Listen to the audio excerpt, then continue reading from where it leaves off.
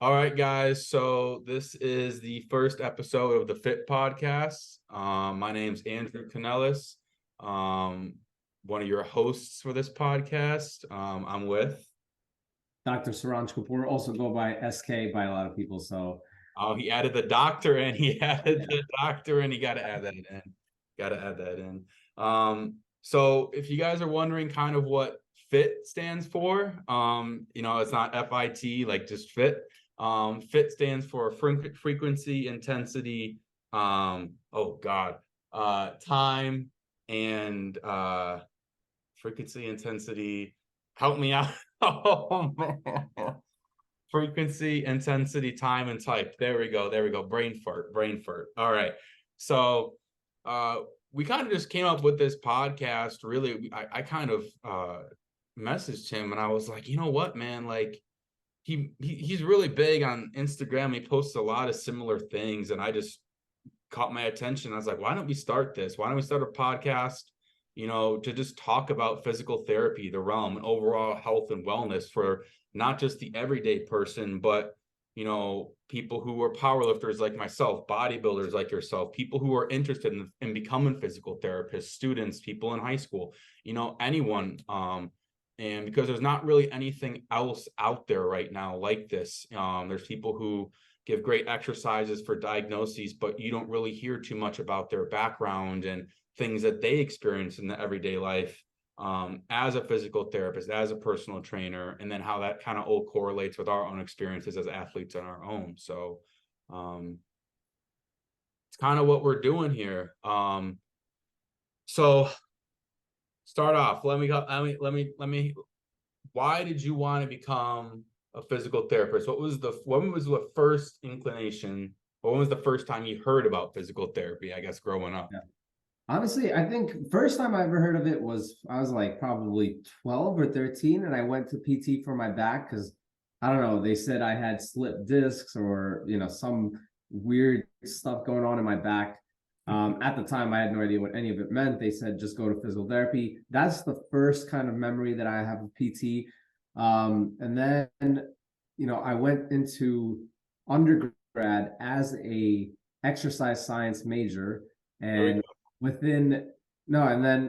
I went in with exercise science major, and the plan was, all right, I guess I will do PT with that because, I was like, all right, that's probably the best route there. But the first year in that major, I was taking physics, bio, and I think chemistry. I don't know, like three sciences all together. And I was like, nope, I can't do it. Yeah. It was just not the right time, I guess, but I was just something that I wasn't ready for. And the workload was just crazy. Freshman year of college, I was like, nope, this isn't it. Switched to a business major. And I was like, because I had friends who were doing it, roommates who were doing it. I was like, yeah, this is cool. I could see myself doing business, whatever. I had no idea what I was doing at all. But I was like, I honestly wanted an easy way out at the time. And I did get it. But so I took that. The concentration was in finance. And then I graduated with a business administration degree with a concentration in finance. And then worked in finance for about 6 months before realizing I was like, this is not for me. I was all over the place, but I knew pretty fast that finance was not something that I wanted to do for the rest of my life. Working at a desk job was just not something that I was, was okay with doing for the rest of my life. Yeah. Especially something that I wasn't like passionate about. I'm sure if it's a desk job that I'm passionate about, that's all totally fine.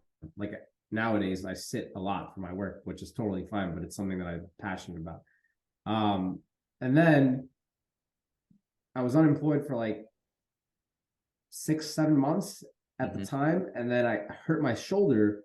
Went to physical therapy for that, and I was like, damn, I really could see myself doing this. Like this is something that like it works because my shoulder got like healed, my back pain that I was going for got healed, everything. And I was like physical therapy works, definitely works. And I could see myself doing this. It's something in line with my passions, with my, health, fitness, all of that.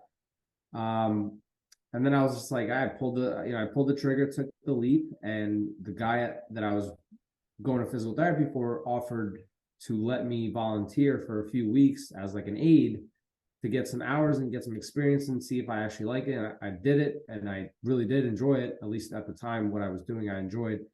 And I applied to PT school. Luckily, I already had my bachelor's, so I got in. I just needed to take a few science credits, which I took in that year, and then got into PT school, and the rest was history.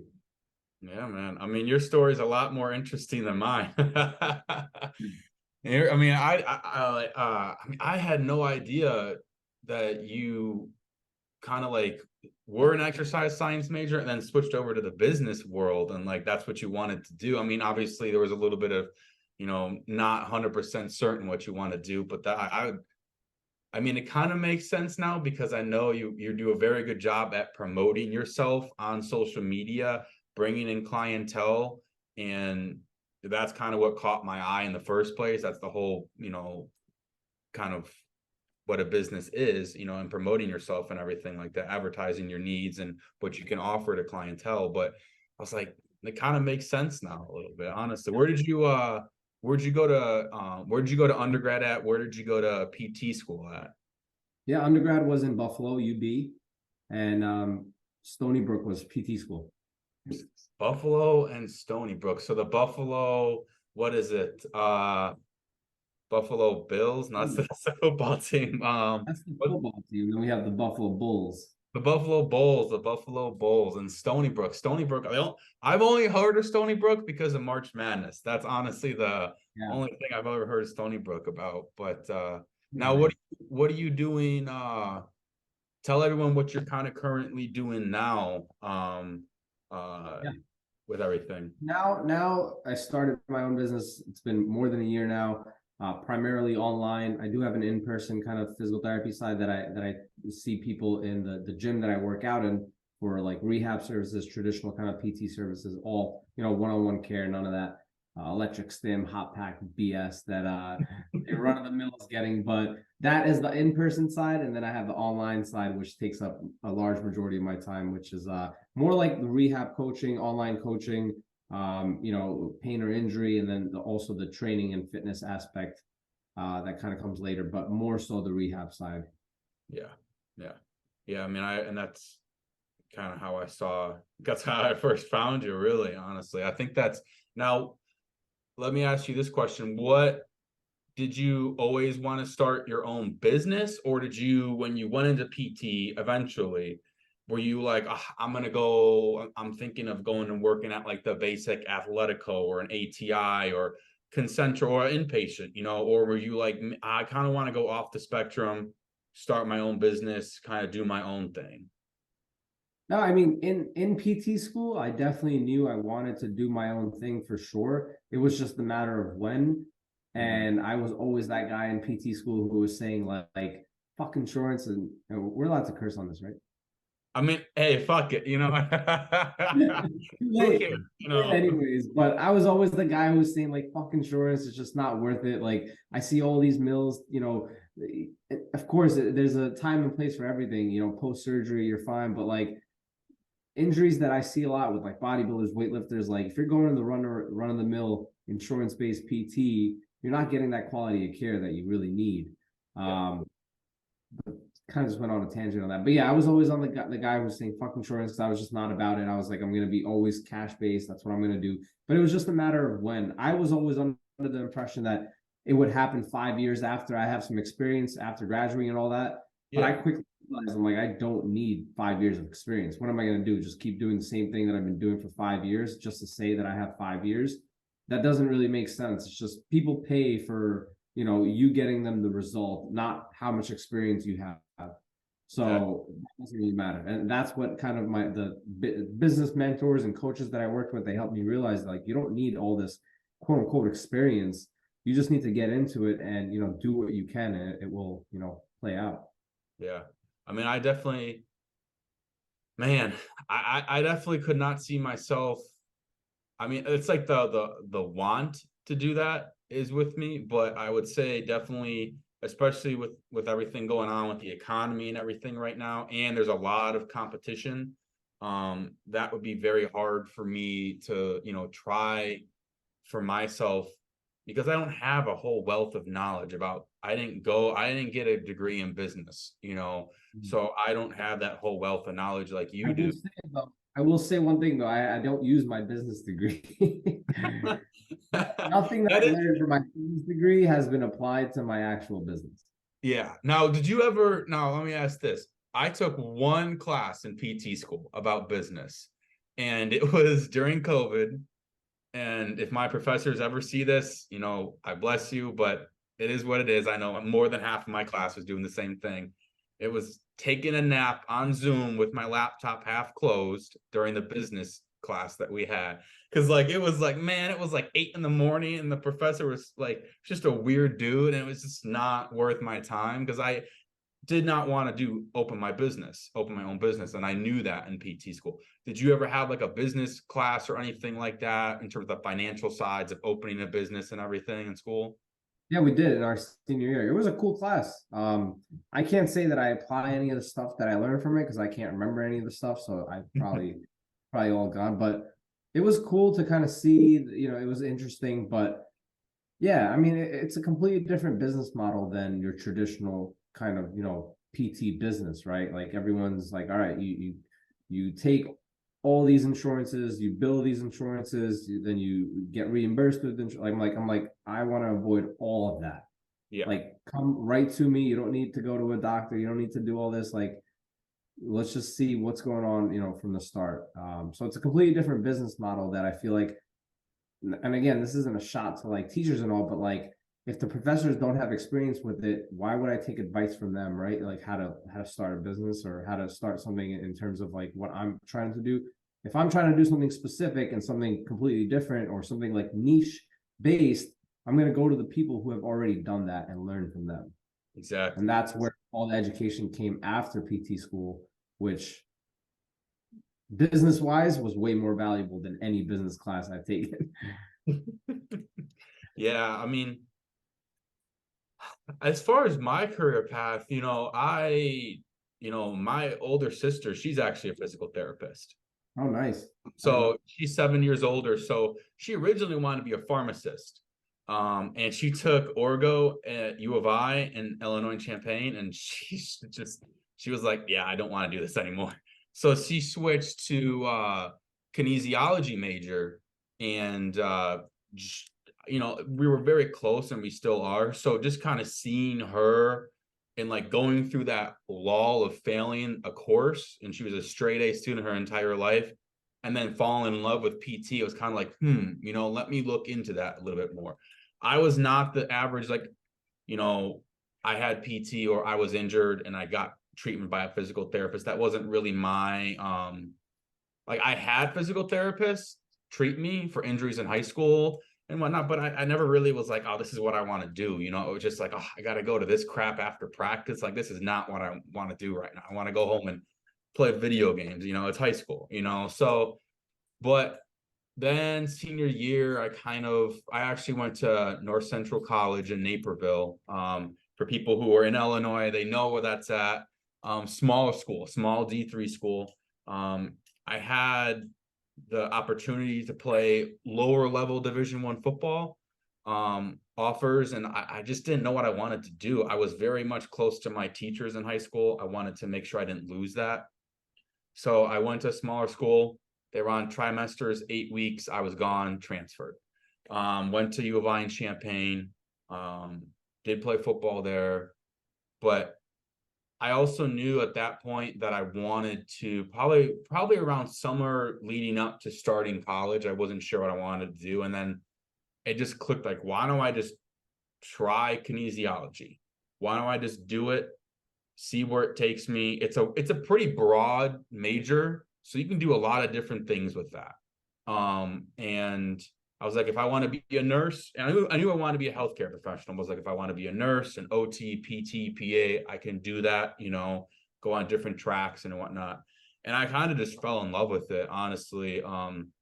Unlike you, I did not take physics, bio, and chem all in one semester or whatnot. Did not do that. I will always give a shout out to my counselors, Cassie Meinhardt at Illinois. She really helped me, and she was my counselor for my sister. She helped me kind of get on the right track, and make sure that the classes that were most important I took at the right times with being an athlete and everything. But I just knew I wanted to be a PT, kind of from the jump. And, in terms of what setting, no idea, no clue. I observed at a lot of different settings, different hospitals, inpatient rehab, acute care, got hours at Athletico because my sister works there, still does now. I honestly was just kind of set. I knew what I wanted to do, was on the course right away, but in my opinion, everyone's story is different.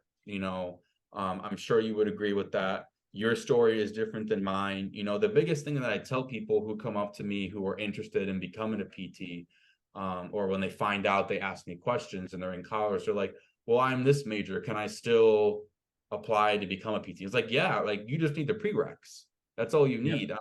People also change careers. Like you don't realize that, like, people change careers from like PTA to PT, OT to PT, vice versa. I had a person in my class who was an auto shop mechanic, and he was like 33 years old. He's like, I got PT and I wanted to be a physical therapist. I was sick of like getting injured on the job. I wanted to learn how I could treat my own body. And he's like, then it kind of just, he applied, he got into my class, So not everyone has to have a set realm of what you want. And I think that's life in general too. We're not going to go off tangent there, but I knew what I wanted to do. And I applied to a bunch of schools.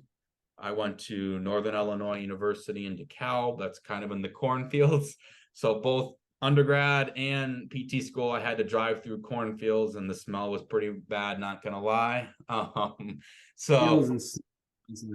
Oh yeah, man, the winters were horrible. It was just like cornfields, and you could not see any, like, your car is just swerving. You feel like you're on a roller coaster. It's pretty crazy. But that was and I mean, honestly, I know you said you kind of knew in PT school that you wanted to start your business, your own business, and not just go into like a clinic. I honestly didn't know what I wanted to do. I knew I didn't want to start my own business. I knew that.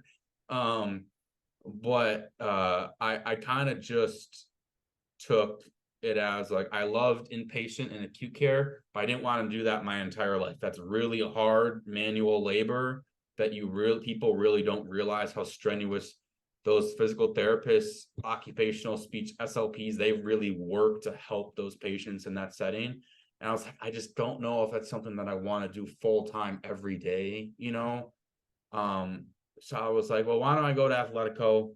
Worked at Athletico as a PT for 4 months. Left that, not gonna get into that, it's in the past, but I loved the therapists who were there and everyone. My sister works for Athletico, so don't want to talk shade about them. I think they're a great overall company. Just didn't work out. It's just how it is. Now I work at Concentra, which is a workers' comp company. So basically, you get injured. Let's say you work at McDonald's, you get injured, you come to Concentra, you see me. So that's kind of how it works. Why I chose that, I did a clinical at Concentra in Des Moines, Iowa. CI was great. He was amazing. And I just was like, when felt like I was going to leave Athletico, I was like, I didn't know what I wanted to do. I was just like, I don't know. I was applying while it's bad to say, but I was applying while working there sometimes, because I was like, I just really want to get out of this situation. And, I was like, why not just apply to Concentra, see what happens? And I fell in love with, my boss, my mentor in the company, Nick Bass. He kind of just like, we just clicked, and now I'm working for Concentra as a PT, and I truly do love it. It's quick pace, it's fast paced. If you like spending an hour with the whole hour with the patient like you would in acute care, Concentra is not for you. It's very quick, on your feet. You have to be able to treat multiple patients at a time, and you might have patients come in who have injuries that day. So you got to be able to multitask, multi-manage. And I think for me, that was a challenge. You know, when I was on clinical, I loved that. I love challenging myself, and throwing myself under the bus, because that's how you learn. And Yeah. I love what I do. You know, I love the patients who I work with. My Spanish is only getting better. So that's always good. 6 years of Spanish didn't really come too handy didn't come too handy for me when I first started back in April. So, but Spanish is getting much better for me now. So, I mean, yeah, but that's kind of a little, just, you know, kind of glimpse of my background, and your background as well. So, and like the whole point of this podcast, honestly, is really just, it's not for two guys who are PTs just to talk about their own life and what we did and our experiences and our, you know, own opinions. Like, you know, we are 100, we talked about this, and like we're both 100% on board of like bringing on guest speakers, bringing on people who in the healthcare profession who have differing views than us, you know, who believe different opinions, you know, talking about the most up-to-date research about certain, you know, treatments or things that are best for patients, and just talking about our own experiences and mistakes that we see PTs make, mistakes that we made, you know, and just overall, you know, questions that anyone has for us regarding school, you know, favorite courses, classes, you know, things that we might want to, goals that we have for our own selves in the future, 5 years, 10 years from now, you know, things like that. Like, the episodes that we're going to start doing, you know, we're going to have ideas for ourselves of what we want to talk about. But if you guys have suggestions, or topics that you might want us to talk about, you know, comment below, you know, follow us on Instagram. It's at the FITT Podcast. Subscribe to our YouTube channel, give suggestions, comments, support us.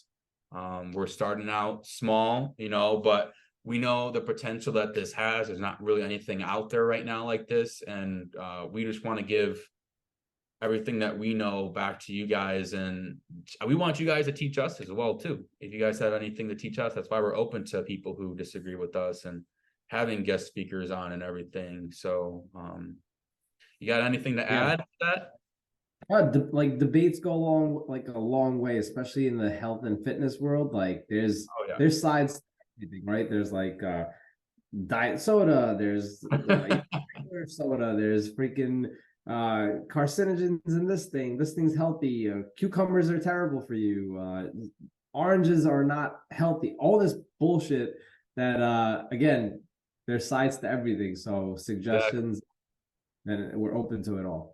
Yeah, we're open to it all. I mean, we'll debate any topic as long as it's, you know, obviously PG-13, you know, we keep it professional on here for the most part, you know, but also like it is related to healthcare in general, you know, topics that, you know, and we will obviously pick and choose, you know, if we don't feel comfortable talking about a topic or we're not the most familiar, maybe that's a good time to bring on a guest speaker and have him talk about he or she talk about, you know, a specific topic that someone wants to talk about. So we're definitely both open to that. And we love debate. We'll probably have differing opinions and views between the two of us. You know, not every person, I've never met a physical therapist who has the exact same views as me, or an athlete, you know. So you know, now let me ask you a question. So outside of physical therapy, I think this is why I kind of was drawn to us doing this, is because we're not just PTs. We do, in my opinion, we're definitely both athletes, but we do the 0.0001% of the world population has the capability to be able to do, and the work ethic and the genetics and all of that stuff.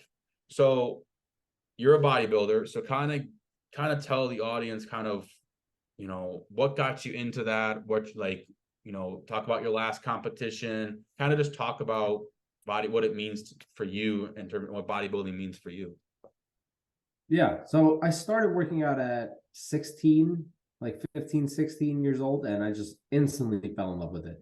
Just instantly, saw improvements, saw my body change, and it was just amazing. Just the whole discipline of it, eating good. The first like year or two wasn't, nutrition wasn't the greatest, but it was just the gym was just like it felt so good. I Yeah. was never quote unquote athlete. Like I didn't play any sports growing up in college. I mean, in middle school, high school, nothing. So once I found working out and the weights, it became my sport. And then bodybuilding, I was 19 at the time for my first competition. So I did my first competition in the teen class. And then my last two competitions were last year. And the first competition of last year, I got my pro card. And then the second competition of last year was the first show as a pro, natural too. So that was, huge in terms of just having that work ethic and that discipline to take it to the next level.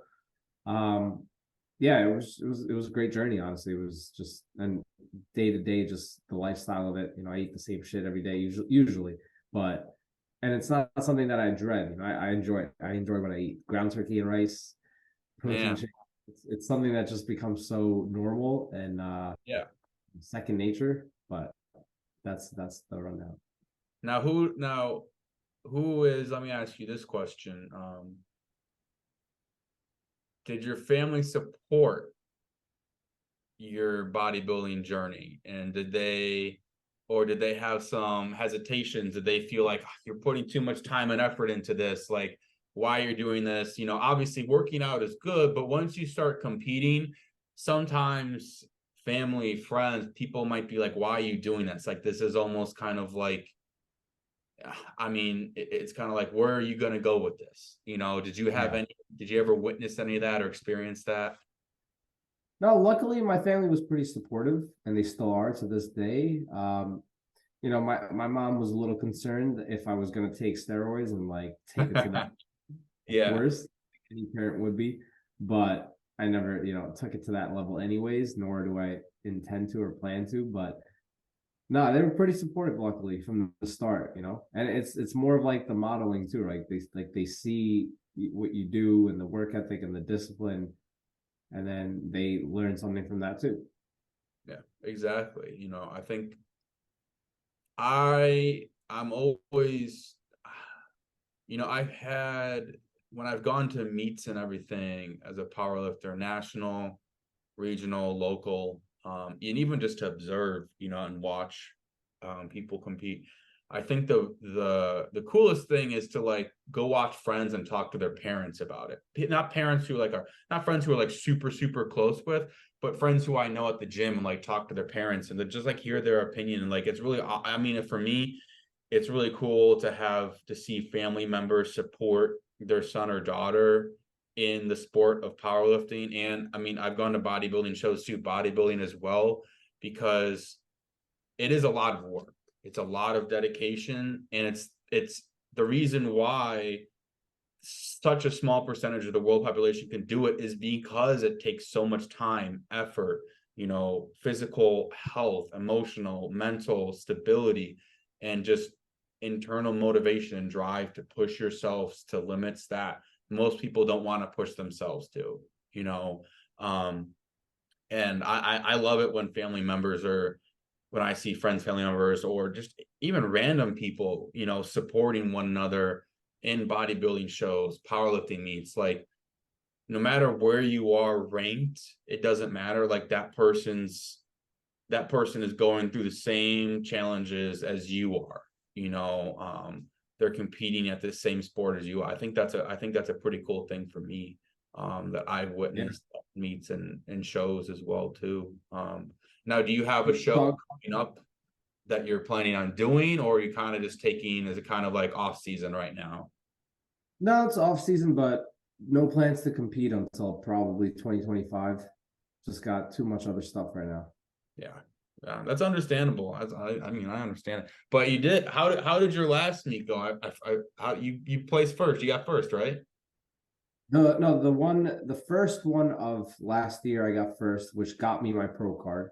because if you win the overall, you win your pro. And then the last show that I did, which was November of last year, coming up almost a year, that one was third place. That was the first show as a pro.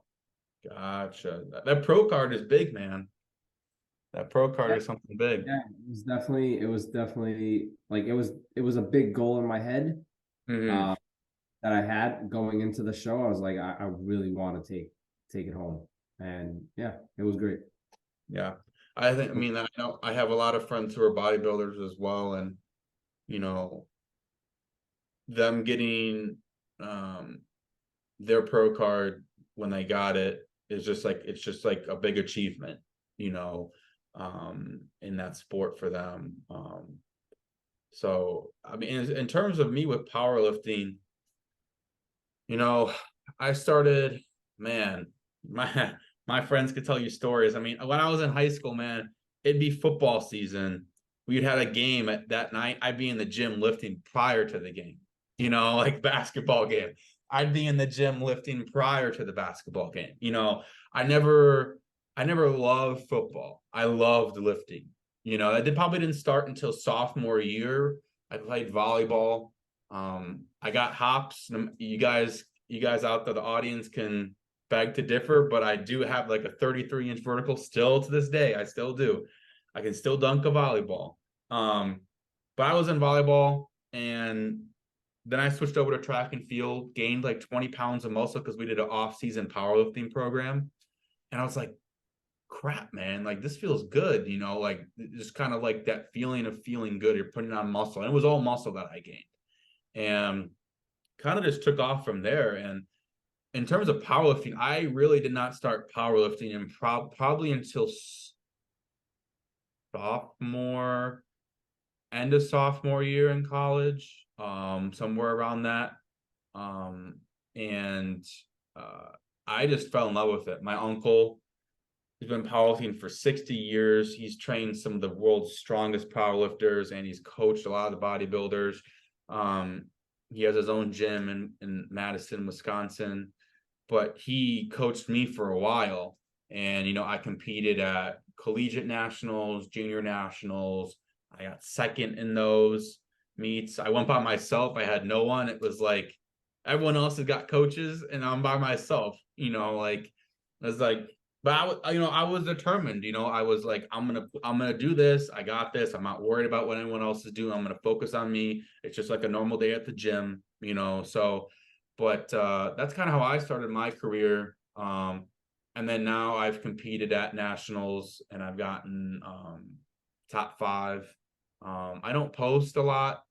If you guys go on my Instagram, I haven't posted a lot of lifting videos because that's what I used to post all the time. It's just lifting. And then I tried to kind of diversify my Instagram page a little bit to kind of show the other side of me of other lifting. I'll eventually get back into posting. And obviously with this podcast, I'll post a lot about that, and that I'll probably post a lifting video here and there so you guys can see what I'm doing. But I put all my videos on my stories of my training, and they're in my highlights. So that's kind of my career, in terms of powerlifting. So kind of short and sweet. And, we'll talk about our experiences with all that more injuries we've had, patient. I mean, people at the gym who I've treated, not going to call them out, but I've had a world record bench holder who can't even get, he can now, but he could not get the bar to his chest unless he had 2 plates on.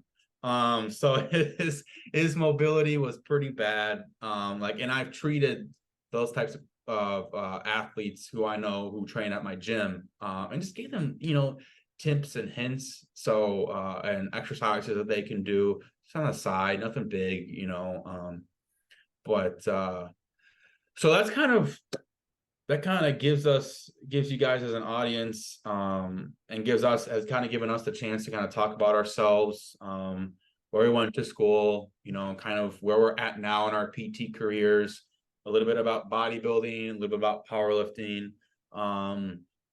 So I think we're kind of segue off into just kind of, I would say, one question that I really wanted to get into tonight for our main topic is, yes, about ourselves, but what do we both see is kind of the biggest limiting factor? And this is a question that I want to ask you as well too, is what do you feel like is the biggest limiting factor for clients who you see, or just that you've heard of from other people, or just like the everyday patient who walks into physical therapy, not just a clinic, not so much the inpatient setting, but I would say more the outpatient setting, athlete setting. What do you think is like the biggest challenge that we as PTs face with patients today, in today's realm, where there's so much social media, so much content? You know, you can go on Google and look anything up, and they're just like, well, why do I have to listen to you? I could just go on Google and look this up. What do you feel like is the biggest challenge with patients today for you and your clientele? I think you said it right there. It's misinformation. Mm-hmm. It's just thinking that, since we live in this information overload world, like everything is available right at our fingertips, which is great. But it's like, is that Instagram reel, that you're saving every single day, is that really going to help, fix your back pain? Don't get me wrong, it might. I post plenty of those, and I'm guilty of it, of course. But is it really gonna give you that quality of care that you're looking for? So Mm-hmm. no, and I coupled with misinformation, I think it's the lack of the quality of care that most people are just missing because of the traditional kind of insurance-based PTs, where they're just seeing so many people at once. And again, it might work for people who are not as fit, or not as young, or not as active, because their threshold to experience change with exercise or whatever is low, because if they're already not exercising, you give them a basic exercise, they're probably going to improve. You know what I mean? Yeah. Now, if you take that same thing and you do that to someone like a bodybuilder or powerlifter, you're giving them the same kind of exercises, their threshold to improve is not as high as lower. Yeah. exactly. So it's like, again, like that cookie cutter kind of template stuff that is it goes around way too much. Yeah. I mean, for me, I think you basically kind of spoke about it. Is it's really just misinformation, and I would also say people educating others who don't have the educational background to. And I'm not going to take any shots at anybody or anything like that, but I do believe that there are people out there on social media who do not have didn't go to school and get the education to be able to give out the information that they're giving out to people. That is a big thing for me that I have seen on social media, especially TikTok. TikTok, man. Ooh, that's why I don't have a TikTok. That's why you got a TikTok. That's why you're in charge of our TikTok for the podcast, because I can't deal with TikTok. It's too much. I think it's people. I see people scroll. I mean, my girlfriend, she goes on there, man, and it's like I try to talk to her, and she's like, "What? Like, I'm on TikTok." I was like, "Okay, all right, I'll let you do your thing." But like, it's really people, for me, it's the misinformation. And I feel like the misinformation isn't just necessarily people like other PTs posting the most basic exercises for diagnoses, and then our patients who we see going in like, well, I saw this exercise, will this work? That exercise might be good, but for you, Right. it might have to be tailored a little bit differently. That might not be a comfortable position for you to do that exercise in. But I also think there's a lot of people out there who give information that don't necessarily have the educational background. That is kind of a irk for me, because we both went through 7 years of schooling, and a doctoral program to get our doctorate. And I mean, I don't know how many times I pulled 24 hours, like we put in so much time and effort. We took a national board exam to become a certified doctor of physical therapy. Like we went through all of that. There is people who out there, I don't know any names, but I see it and I know it when I see it, who give advice to people who I don't think is the best. And I also hear it from patients who I see, oh, well, this personal trainer who I'm working with said this and this would help me. And I'm just like, Yeah. Maybe when you're 100% healed after your injury, and you're not still, in pain, have limited mobility, limited strength, can barely, walk or have proper gait still, maybe that would be in a normal world, that would be good, So things like that, I think, are a big, just kind of almost hurt patients and the basic person who doesn't have the knowledge that we do. And it kind of, I think social media is really good, but can also be kind of hindrance to people's education and what they think is going to be work best for them. Because if they see someone their age doing this exercise and they saw benefits, they're like, well, why can't I do that? Because everyone's body is different. You got to be able to realize that this person, for one, they might actually not be as young as they or old as they say. They might have gone through injuries themselves that they haven't expressed, which is why they're doing that specific exercise or why they're doing this. You don't know, you're not necessarily, I know people for a fact on who I know personally have lied about their credentials on social media, to gain an audience and everything. And that's fine. You do you, what makes you happy, makes me happy, and they're still close friends of mine, but I see it a lot. And I think it can really, at the end of the day, kind of just for the everyday person and patient who I see or client who you see, it can kind of make it harder for us to be able to educate them and have them buy into what we're trying to teach them, because they're just like, well, I could go out, this person said this, and I've known this person for longer than you, so why should I listen to you over them? Yeah. I don't know if that's I mean, I am very strongly opinionated. All the viewers will see that. I am very open-minded, but I also, about certain topics, I'm very set in my ways. But I don't know what your take kind of is on that, if you see that very often or anything. Yeah. No, I do see a lot of people who are not fit to kind of speaking about certain areas. And truthfully, if I knew someone who was lying about their credentials, I would just call them the hell out. That's just not right. I mean, when I say that, it makes me seem bad that I haven't, and it's not like they're lying about being a doctor or a PT or anything like that, but it's them saying there's something, like certified strength and conditioning coach, or first certified personal trainer, when I know that they haven't done it. They haven't gone through the process of going through the classes that you need to do at a certified and like well-renowned like institution or company where you can get those certifications that you need. Have I spoken my opinions against it? Yeah. But at the end of the day, like I'm not gonna bow down and like throw my friendship out because of that. Now I will say I had a professor, her name was Dr. Brown, Dr. Dawn Brown. She told stories of people who would promote like outside like their company.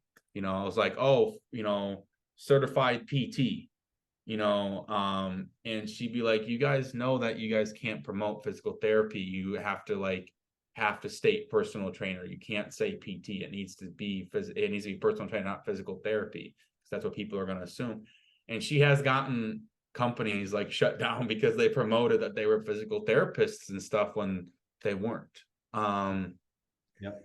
So that is, and people might be a little bit shocked by that, but it is there. And it's not just in the healthcare realm, it's with anything. There's people who do lie about their credentials out there all the time and what they've accomplished, and the little letters next to their name in order for social media to get a following and an audience, and make money. And that's kind of what our whole world revolves around, is money at the end of the day, in my opinion at least. But so with that, then let me ask you this: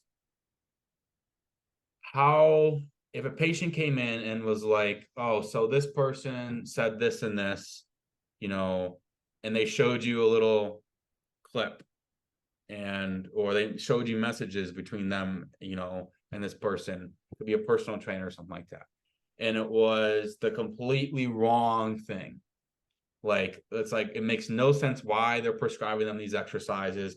It's way too high level advanced. It just doesn't make any rational sense. How would you kind of go about handling that situation, knowing that this patient is very close? They've known that person for a while. That's how it always works. Oh, I've known so and so for so long. This is a good friend of mine. How would you kind of go about dealing with that if you felt like they weren't necessarily getting the best advice, I guess you could say? Yeah, I mean, I would be honest with them and be like, they haven't had the proper schooling and formal education. Now, maybe they have taken some courses or some, self-learning, whatever, but that only goes so far, right? It's like having, like, we took practicals, we did some crazy, like, hands-on stuff. We were in the clinicals, we were like applying everything. You don't get that with quote unquote, just self-education. You can definitely learn a lot of knowledge and gain that stuff, but when you're applying it to real life people, it's a different world. So I would just be honest and be like, listen, it doesn't really matter how long you knew them for. It just matters, what their intent is. It's like, if they're coming from a place of like, all right, if they're not 100% sure about why they're doing something, then it's probably not a good reason for you to be listening to them. Yeah. If you can't, and if they can't break it down for you why you're doing XYZ or why this is important for you, then it's not a good sign. And that's one of the main things that I like always take pride on, is to help my clients understand why we're doing certain things, why this exercise will help, why we're not doing it this way, or why you need to stop doing this, or just the why. Understanding why something hurts, why it might be more than just something that's like, it might be something more than just physical. Like, yes, there's some structural damage, but why does it keep hurting over and over again? Exactly. I think for me, that is always one of the most important things that I pride myself on as a therapist, is I have this wealth of knowledge up in my brain. We both do. Why am I just going to prescribe patients exercises and expect them to know why I'm doing this? Like, I almost feel bad when I give a patient an exercise and don't tell them the rationale that I have and the reason why this is going to benefit them, or why I'm giving it for them to do it at home, or why this is going to make overall, why, if I'm giving them, I don't know, if I'm doing book openers, and on the side, and they have low back pain, why they had a muscle strain in their low back, why is that going to be beneficial to their back pain? That's a completely different part of the body, to a normal person. Educating patients, I think, is so big in our profession, and I do think it is something that we do not do as physical therapists a lot at all, or just doctors even. I mean, doctors, I can't speak to being a doctor, like an MD. They're crazy busy. They don't have time to sit down with patients for a half an hour, but sometimes they'll walk in. I hear stories. They walk in, be like, oh, this is your MRI reading. You got this, and this. Prescribe PT, 3 times a week for 6 weeks. We'll see you back in 6 weeks. That's all it is. And the patient's like, what? Sometimes like my grandma's gotten PT, man. She has hearing aids. She couldn't hear half of what the doctor told her. She was like, it was like, that. And she was she's like, my hearing aids are ringing, you know, like it's just that quick. And then patients just lose, they're like, oh, if they experienced this before, they're like, this again, like, I don't know what's going on. Like, and they just feel kind of helpless, you know? And I feel bad for them. So like for me, patient education is like something that I harp on with students who I work with as a PT. Because it's like, as a student, one, you should know why you're given an exercise. You know, you kind of have to. That's the whole point of being a student and us being a clinical instructor. But two, it's not just for us to know what CI is, it's for you to know so you can tell the patient that, you know. Yep. I just think that's such a big realm that we do not talk about. And instead of talking to the patient in person, face to face, we kind of sometimes, I see sometimes patient therapists are like, well, go online and watch this YouTube or watch this person or that person. I was like, honestly, like, what are the percentages? I mean, what do you think? Honestly, what's your opinion? You know, 100 people, let's say you told a person 100, let's say you told 100 patients, go on this website, watch this YouTube video of this person and listen to them. And this is kind of what's going on with you. How many, what percentage do you actually think of patients are going to actually go and watch that video after a long work day? What do you think? 5.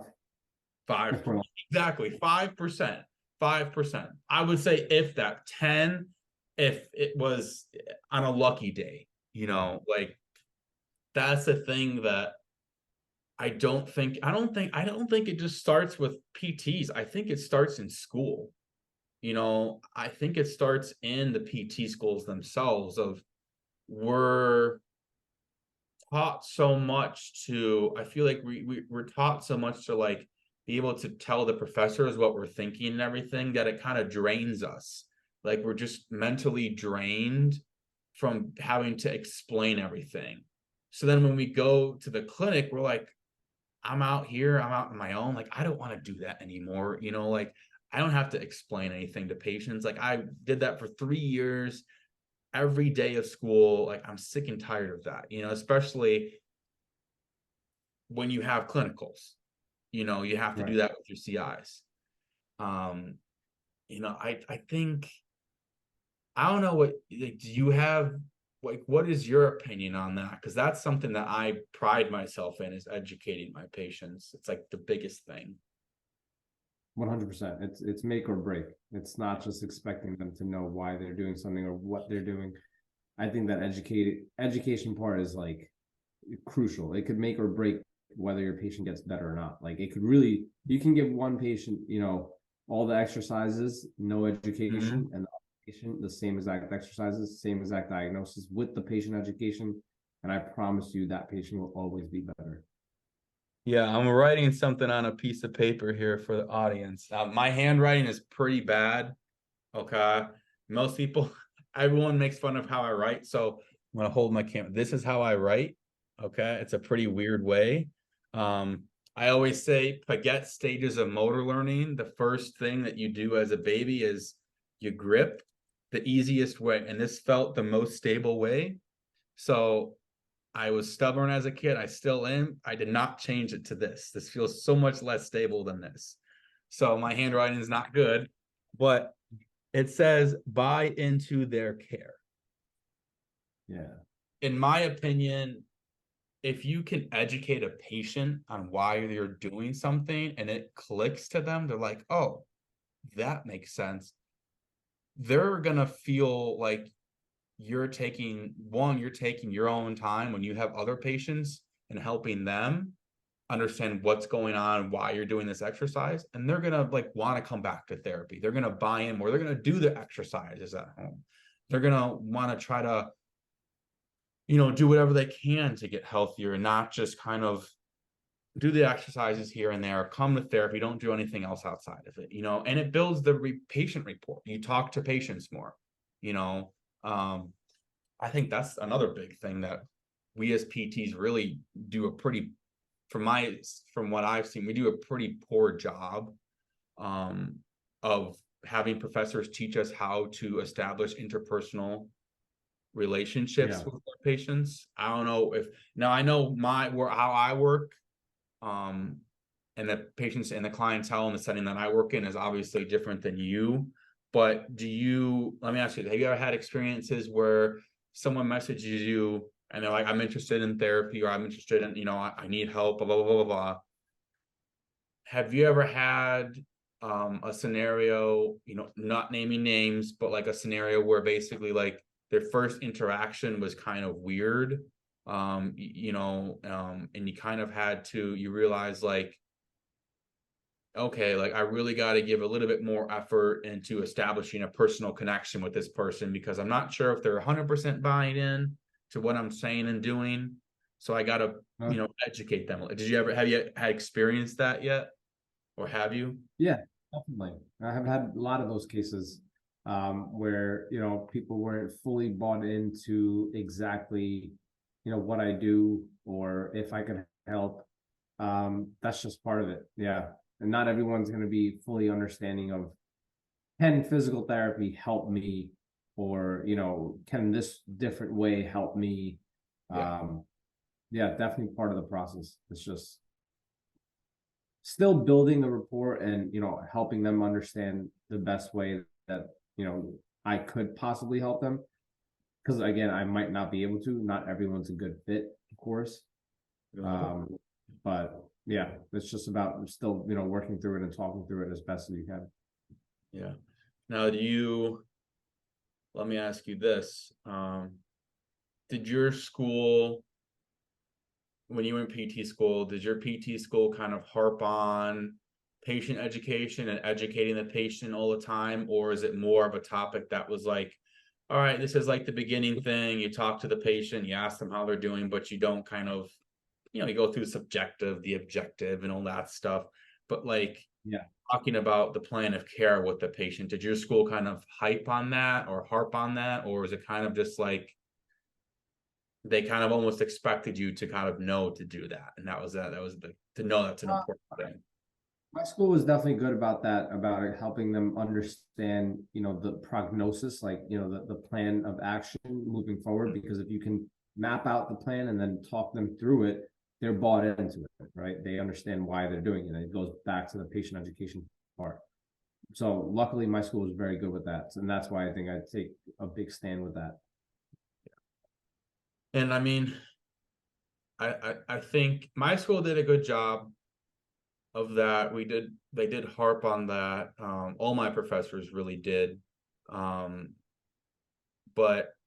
there were definitely there was definitely some students in my class who I was definitely like, man, they're definitely not going to get along with some patients. You hear stories in clinicals as well too, when your friends go out and stuff. My class was small. It was 36, so we were all pretty tight, and go out all the time and whatnot. But I definitely heard stories I was like, all right, this person, they don't have the best communication.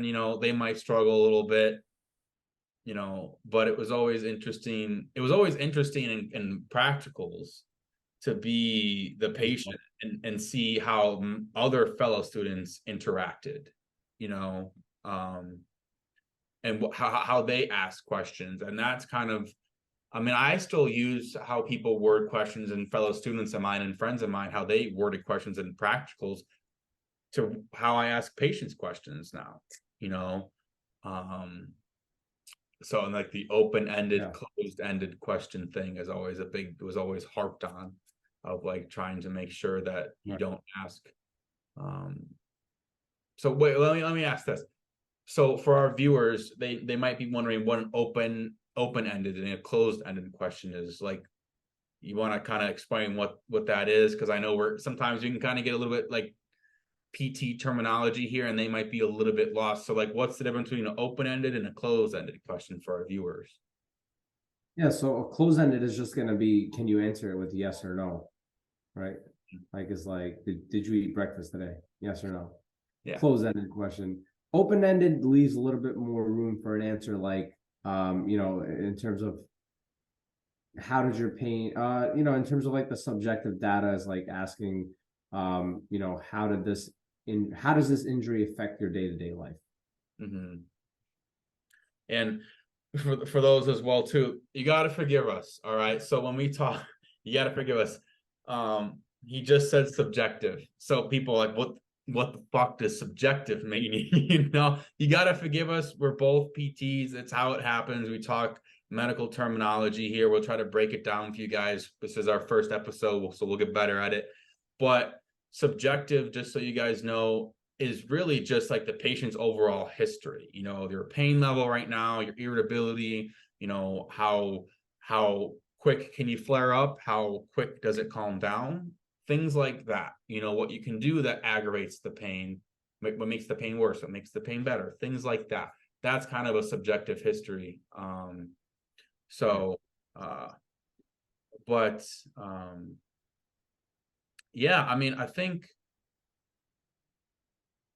overall, like, to kind of wrap everything up that we've talked about, like, with, kind of patient education and kind of the biggest things that we see that when we have patients come in, and ask us questions and whatnot, kind of like the false narrative that social media can kind of give out, and people who don't have technically like the credentials and the education to be giving out and prescribing certain things, and patients then come to us and like kind of what we're doing. I think honestly, what I can say for our viewers and audience is just, don't always believe what you see, and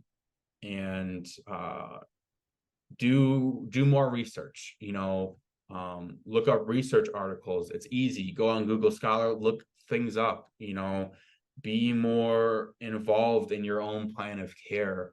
And if you have questions, go and ask your own doctor, your own PCP, and they might, say like, hey, I have a PT, who is really good, who you could ask these questions to. Don't just rely and expect to go up to any random person who you think might be a personal trainer and expect them to have the knowledge and basis to be able to help you with your situation. And always get a second opinion. It doesn't hurt to ask others or people who, if they have a different viewpoint. I think it's always good. But my take is just, there's a lot of people out there who have a lot of different opinions, but you got to be able to kind of sniff through the sand and figure out what's best for you, not just what they're giving you, like, and making sure that is what's best for you and your overall health, wellness, injury recovery. And if you don't and aren't sure, go and ask somebody who is a DPT, who is a PT, who's credentialed, and ask them for their advice. What's your kind of summary and viewpoints on all of that we talked about?